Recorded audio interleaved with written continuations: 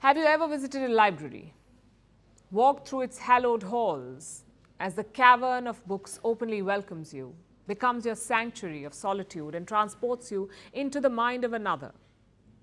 When was the last time you did that? Saw the inside of a library, when was the last time? There's a good chance it's been a while because you are only part of the norm. Public libraries seem to have become obsolete. Prominent critics think so, and they point to the following numbers. There are about 3 million libraries in the world, which may sound like a lot, 3 million, but it's nothing compared to what it was a few years ago. Just look at the UK. Almost a fifth of its libraries have closed over the past decade, 1/5.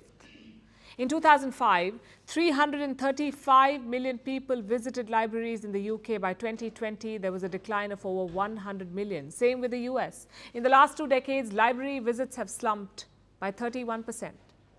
Many have been closed.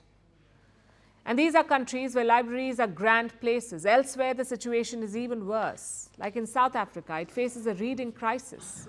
78% children cannot read in any language. Neither can 12% of the adults. In the last 5 years, 60 libraries have closed.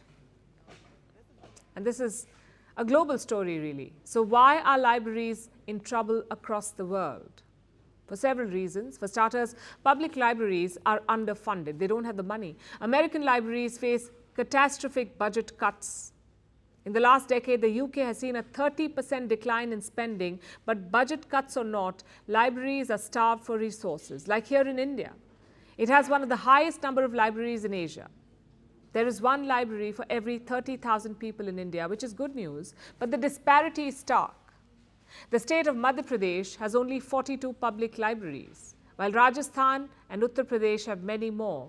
Tamil Nadu and Kerala and West Bengal have even more. But if you dig deeper, you'll find more trouble. Out of every 10 libraries, 6 are non-functional in West Bengal. So they aren't closed on paper, but they aren't really serving any real purpose either, which is saddening because libraries are still a big deal in India. They're a temple for students who need books to prepare for exams. And digitisation has changed a lot of this. Public libraries are no longer sacred to knowledge. Their uniqueness is gone.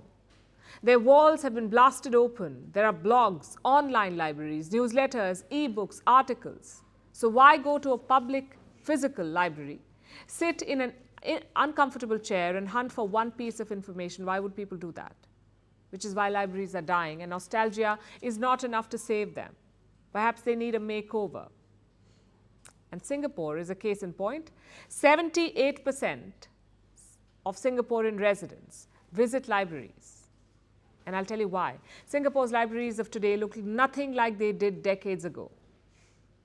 Today they have calm pods for patrons to soothe,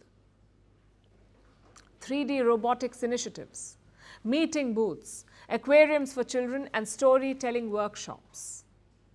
These moves have attracted young patrons and cultivated a love for learning. So my point is quite simple. No other institution can do what libraries do. They provide open access to knowledge. They can build a better society. So they are worth saving. But like everything else in the world, they must evolve too, meet the world halfway. So they feel a sense of ease and comfort, the people who go there. Because the USP of libraries is gone, they no longer have monopoly on knowledge. The internet has robbed them of it. But it cannot replace their sense of place and joy. It is time libraries put that to use and help us help them.